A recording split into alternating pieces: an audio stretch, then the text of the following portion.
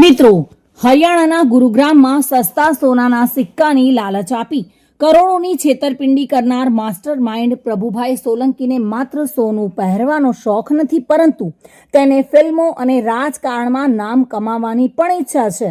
પોલીસે જ્યારે તેને પકડ્યો ત્યારે તેણે 50 તોલા સોનાના દાગીના પોતાના ગળા અને હાથમાં પહેર્યા હતા.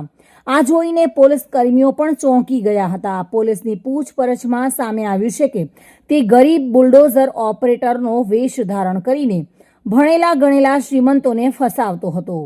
તે 25 વર્ષથી આ ધંધામાં હતો. તેના પર મહારાષ્ટ્રમાં 2 અને ગુજરાતમાં 7 જેટલા છેતરપિંડીના કેસ નોંધાયેલા છે.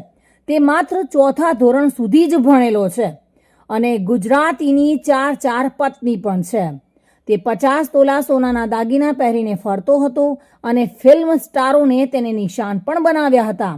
જોકે હવે પત્ની કોંગ્રેસમાંથી ચૂંટણી લડવા માટે તૈયાર કરી રહ્યો હતો અને લોકોને પણ તે ચૂનો લગાવી રહ્યો હતો.